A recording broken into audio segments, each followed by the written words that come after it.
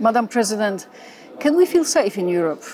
Can countries on the eastern flank feel safe after remarks by Donald Trump about engaging or encouraging Russia to do whatever Russians want with European allies who don't spend enough on defense? Well, I would put the context of that comment, hopefully, in the ambit of a campaign that is raging in the United States, that we are following very closely, and we will need to take stock the day after that election as to where our transatlantic relationship will go. But yes, as a European Union, I think not only should this be a wake-up call, but a realization as to how much we have spent on defense, how much more we need to spend on defense. That when we talk about a real security and defense union, that means that we need to do it inside the European Union in order to set a framework that complements and does not compete with NATO. Look at defense spending of NATO countries. But on the other hand, also, I was in Estonia yesterday, see the leadership that has been taken by those countries who have a border with Russia, an expansionist, aggressive neighbor. Their courage and spirit and recognition that from a defense point of view, we could find ourselves in some few months alone. You will be visiting Poland this week. What will be your main message, planned meetings? What is your message to Polish Well, first people? of all, I'm extremely looking forward to visiting Poland. This is a country that I love, is very close to my heart. I will be spending a long time. I would say 2 days in our schedule is a very long time, but it's a wonderful time that will be filled with meetings with the authorities. Of course, I will meet with Prime Minister, with a number of ministers. I will meet with presidents of the Sejm and of the Senate. I will meet with young people. I will go to University of Warsaw. I will go to the College of Europe in Natolin, where I am an alumna of that college. I will speak to young people in Gdansk. I will meet with Lech Wałęsa. I will open officially the European Parliament office in the heart of Warsaw. All of this with one appeal: for as many Polish citizens as possible to vote in the June European elections. Poland will celebrate 20 years of membership in the EU. At this historic moment, it is so great to have such a pro-European population to really place its mark on where it wants Europe to go, because Polish citizens will decide who will be there and members of the European Parliament, and all those decisions that are taken here also affect every single Polish citizen's life.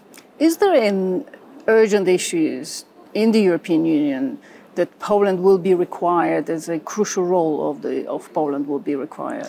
It's all about leadership. And you see that there is an extremely pro-European country in the heart of Europe that has seen such a huge transformation since it joined the European Union. When you look at Poland, you look at the leadership that it has shown. And for us, I would not even pick one issue. Rather, I would say I want Poland's opinion on everything to deal with democracy, restoration of democracy and rule of law, digital rights, competitiveness, research and technology, young people harnessing, the brain and talent of our continent, using that talent right in the very heart of Poland. On agriculture, we need to see also the extremely big mark that Poland places.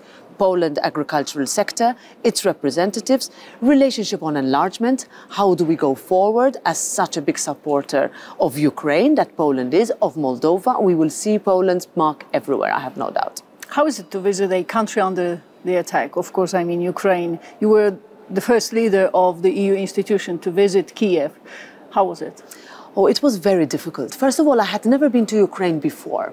And I remember thinking while we go into a train, at the time, Kiev was still surrounded. And it was before we had just seen the images of Bucha. So I visited on the 1st of April. And I promised the Verkhovna Rada, the Ukrainian parliament, and President Zelensky, whom I had just met for the first time in person, that we will not leave their side.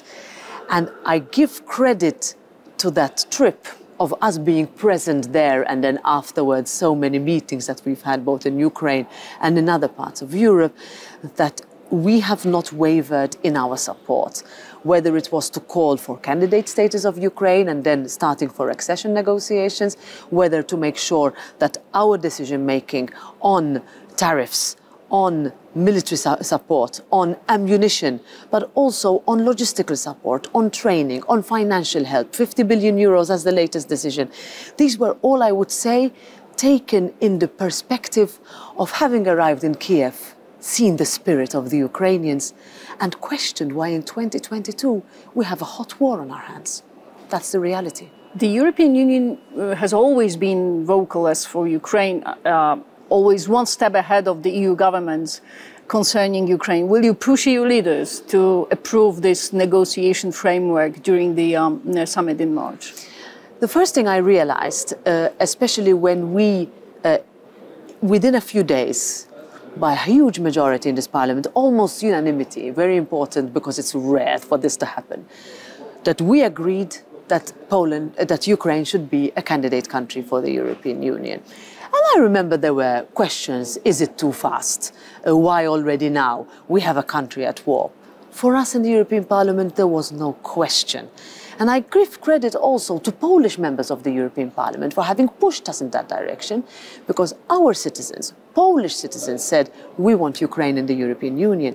So there was no question that prime ministers followed suit. And it has been like that every step of the way. So absolutely we will continue in that direction. As you've mentioned also the European elections, how are you going to encourage young voters? Is it true that there is a plan to ask music stars for help? Well, I would welcome any help. It's about meeting people, in person. I was in Estonia yesterday, Tallinn. I will be in Prague tomorrow before coming to Warsaw and to Gdansk. The impact that you can have when you meet young people and tell them your vote makes a difference. Because whether you vote or not, Polish members of the European Parliament are going to be elected, but you might not like what you see. Imagine you might have an impact. We haven't said that.